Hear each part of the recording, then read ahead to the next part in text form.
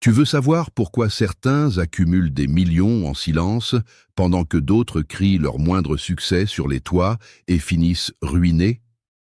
La réponse va te choquer. Ce n'est pas une question de chance, de talent ou même de travail acharné. C'est une question de discrétion. Ceux qui étalent tout perdent tout. Ceux qui cachent tout multiplient tout. Et ce n'est pas nouveau. C'est une sagesse transmise depuis des millénaires. Regarde autour de toi. Observe ceux qui affichent chaque nouvelle acquisition. La voiture rutilante sur Instagram, le salaire annoncé fièrement, les ambitions proclamées à qui veut l'entendre. Observe maintenant leur trajectoire financière. Elles stagnent, ou pire, elles régressent. Pourquoi? Parce qu'ils violent un principe fondamental que les bâtisseurs de dynasties familiales comprennent instinctivement. Ce qui brille attire les voleurs. Aujourd'hui, je vais te révéler les principes secrets que les grandes fortunes appliquent pour protéger leur patrimoine. Ces enseignements ont traversé les âges, forgés dans l'adversité, affinés par l'expérience de générations entières qui ont dû préserver leur richesse face aux confiscations, aux jalousies, aux trahisons. Ce n'est pas de la paranoïa, c'est de la lucidité. Premier principe. L'invisibilité de ton patrimoine. Combien possèdes-tu exactement? Si plus de 3 personnes peuvent répondre à cette question avec précision, tu as déjà commis une erreur fatale. Les véritables fortunes sont comme des icebergs, seule une infime partie est visible, et même cette partie est volontairement sous-estimée. Les anciens textes de sagesse enseignent une vérité puissante. La bénédiction ne touche que ce qui reste invisible. Ce n'est pas du mysticisme, c'est de l'observation pure. Dès que ta richesse exacte devient connaissance publique, une cascade de conséquences négatives se déclenche. D'abord, la jalousie. Même tes proches les plus chers, ceux qui t'aiment sincèrement, ressentiront une pointe d'envie en apprenant l'étendue de ta fortune. C'est la nature humaine. On ne peut la combattre qu'en ne lui donnant pas d'informations à traiter. Ensuite, les sollicitations. Des personnes que tu avais oubliées ressurgiront miraculeusement de ton passé. Un cousin éloigné avec un projet révolutionnaire. Un ancien ami d'école avec une opportunité unique. Des inconnus avec des histoires déchirantes. Chacun voudra sa part, et ton refus transformera ces relations en ressentiment. Puis, les prédateurs. Escrocs, manipulateurs, opportunistes de tous bords te repèrent comme un lion repère une gazelle blessée. Ils élaborent des stratagèmes sophistiqués pour te séparer de ton argent. Enfin, dans certains contextes historiques et géographiques, les autorités elles-mêmes. Combien de fortunes ont été confisquées, nationalisées, redistribuées simplement parce qu'elles étaient trop visibles? Observe les véritables millionnaires. Beaucoup vivent dans des maisons modestes, conduisent des véhicules ordinaires, s'habillent sans ostentation. Tu les croiserais dans un supermarché sans jamais deviner leur valeur nette. Ce n'est pas de l'avarice, c'est de la stratégie de survie patrimoniale. Leur fortune invisible reste protégée. Alors pose-toi la question maintenant. Qui connaît réellement ta situation financière? Fais l'inventaire. Si ce nombre dépasse le chiffre des doigts d'une main, commence dès aujourd'hui à compartimenter ces informations. Puis deuxième principe, le flou artistique de tes revenus. Que fais-tu dans la vie? Cette question anodine, en apparence, est en réalité un piège pour l'imprudent. Les constructeurs de fortunes durables ont perfectionné l'art de la réponse évasive. Je m'occupe de plusieurs projets, j'ai quelques investissements, je travaille dans le secteur commercial. Jamais de détails, jamais de précision, jamais de chiffres. Pourquoi cette opacité délibérée? Parce que l'information, c'est le pouvoir. Et donner cette information gratuitement, c'est armer tes futurs concurrents, critiques ou adversaires. Quand les gens savent exactement comment tu génères tes revenus, plusieurs portes dangereuses s'ouvrent. La réplication. Quelqu'un d'intelligent peut copier ton modèle économique, devenir ton concurrent et éroder tes marges bénéficiaires. L'intrusion. Des individus astucieux chercheront à s'insérer dans ta chaîne de valeur, à devenir des intermédiaires parasites qui captent une partie de tes profits sans créer de valeur réelle. L'armement. Si vos relations se dégradent un jour, cette personne possède maintenant des informations qu'elle peut utiliser contre toi de multiples façons. Le jugement. Les gens adorent critiquer les sources de revenus des autres. Trop facile, pas assez éthique, chanceux, privilégié. Les étiquettes négatives fusent dès qu'on connaît l'origine de la richesse d'autrui. Un proverbe ancien affirme « Ne révèle jamais la source de ta richesse ni la profondeur de ta pauvreté. » Les deux peuvent être utilisés contre toi. La source peut être tarie, attaquée, copiée. La pauvreté te fait perdre le respect et ferme des portes. Le silence est une armure. Porte-la fièrement. Dès maintenant, entraîne-toi à répondre aux questions indiscrètes avec des généralités polies, mais totalement creuses. Souris, reste cordial, mais ne donne rien. Troisième principe. Le silence absolu sur tes intentions. As-tu déjà remarqué comment certains annoncent à grand bruit leurs projets futurs, puis rien ne se concrétise?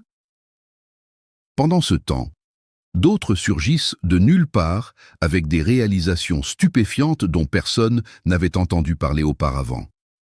Ce n'est pas un hasard. Les bâtisseurs de patrimoine appliquent une règle d'or. Ne jamais parler de ce qu'ils vont faire avant de l'avoir accompli. Jamais. Un investissement majeur en préparation, secret total jusqu'à la signature finale. Une nouvelle entreprise en création, travaille dans l'ombre pendant des mois, voire des années. Une acquisition, une expansion, un pivot stratégique, bouche cousue jusqu'à l'annonce officielle des résultats. Cette obsession du secret repose sur plusieurs réalités psychologiques et stratégiques. La vulnérabilité du non accompli. Un projet en gestation est fragile. Il peut être déstabilisé, copié ou saboté si les mauvaises personnes en prennent connaissance au mauvais moment. L'invitation à la concurrence.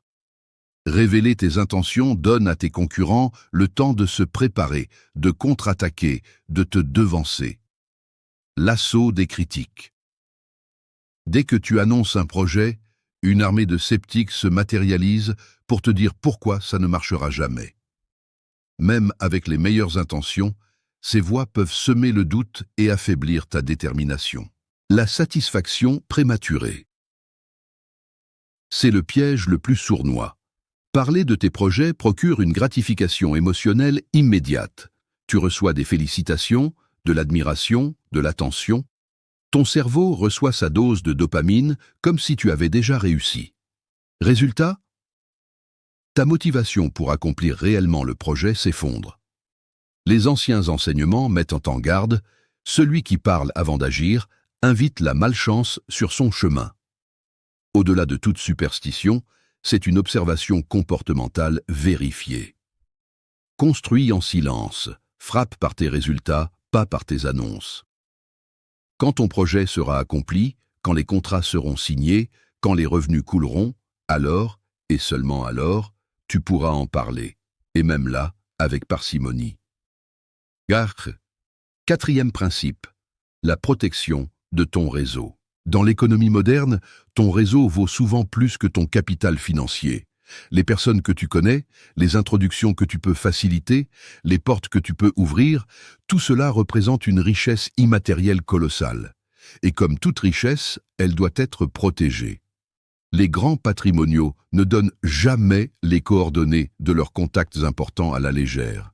Ils n'orchestrent pas d'introductions superficielles pour faire plaisir ou paraître bien connectés.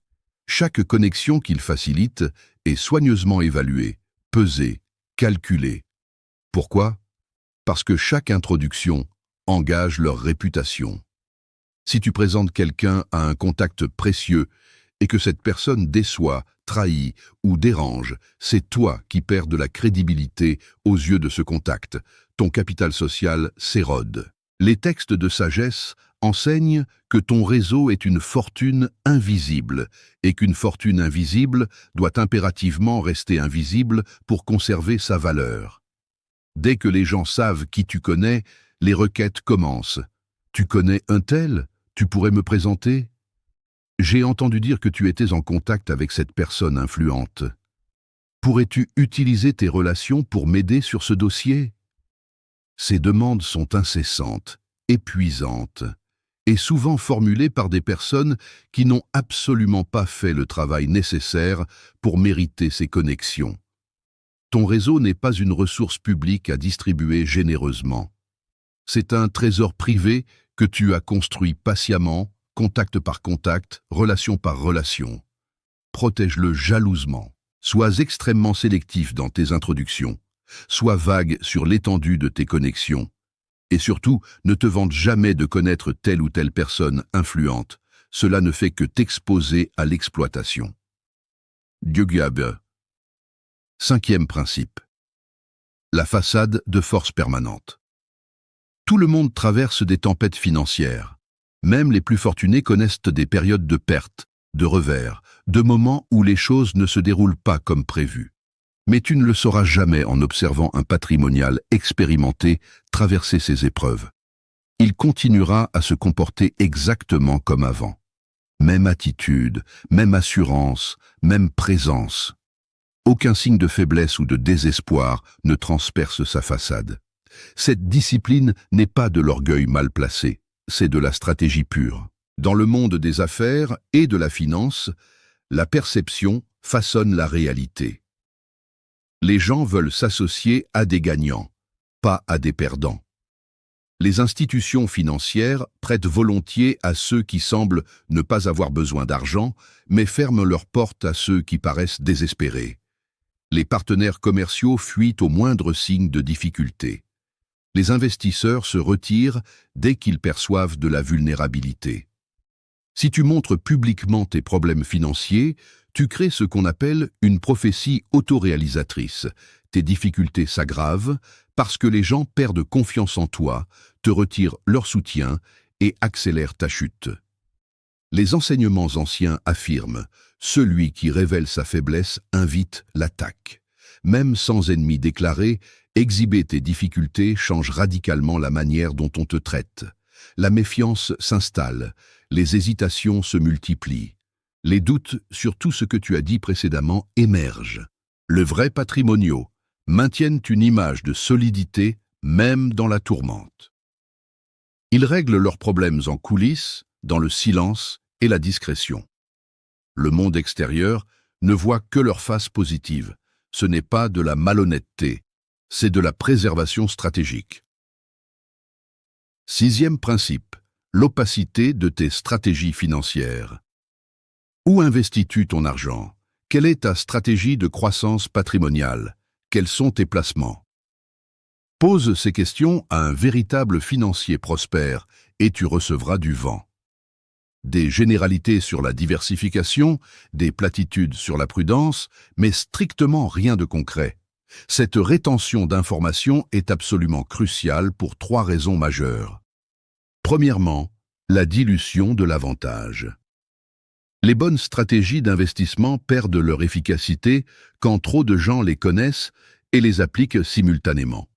Une niche profitable devient saturée. Une opportunité méconnue devient surexploitée. Un avantage compétitif disparaît. Un investisseur qui a découvert une asymétrie rentable sur un marché ne va certainement pas la crier sur les toits et inviter une horde de concurrents à venir éroder ses marges. Deuxièmement, l'exposition au jugement. Si tes investissements traversent une mauvaise passe temporaire, ce qui arrive à tous les investisseurs, les personnes qui connaissent ta stratégie vont te critiquer, te dire « je te l'avais bien dit », semer le doute dans ton esprit et potentiellement te faire abandonner une stratégie viable à long terme. Troisièmement, la révélation indirecte. Tes stratégies d'investissement révèlent indirectement le montant de ta fortune et la nature de tes activités. 2 informations que tu veux absolument garder secrètes. Les sages affirment, celui qui révèle tous ses secrets n'a bientôt plus ni secret ni avantage. Tes stratégies financières constituent ton avantage concurrentiel dans la compétition pour la richesse. Les divulguer équivaut à donner gratuitement tes armes à tes adversaires dans une bataille économique. Garde tes stratégies pour toi. Applique-les en silence. Laisse les résultats parler d'eux-mêmes. Septième principe. Le testament secret. Qui va hériter? Combien recevra chacun? Quelles conditions sont attachées à ces héritages?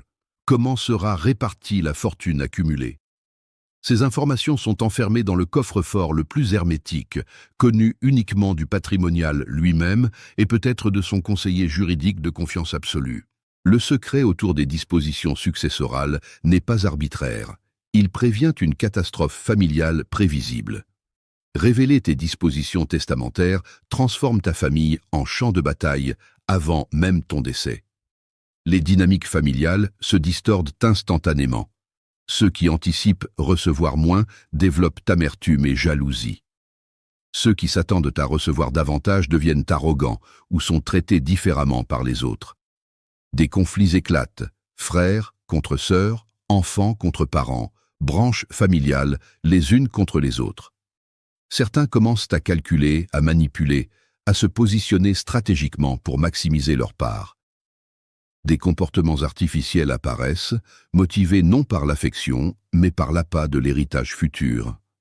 L'harmonie familiale, ce trésor irremplaçable, est détruite par l'anticipation et la spéculation autour de la succession. Les enseignements séculaires reconnaissent que l'héritage constitue l'épreuve ultime pour une famille, et que cette épreuve doit être préparée avec une sagesse extrême. Les grands patrimoniaux préparent leur succession méticuleusement, mais silencieusement. Ils utilisent souvent des structures sophistiquées, trusts, fondations, sociétés, pour protéger leur fortune et contrôler sa transmission sans avoir à révéler les détails à quiconque. Ils ne dévoilent leurs dispositions qu'au moment approprié, fréquemment seulement après leur mort, via l'ouverture du testament. Ce n'est pas de la méfiance envers leur famille, c'est de la protection de leur famille contre les conflits que la connaissance préalable de l'héritage génère inévitablement.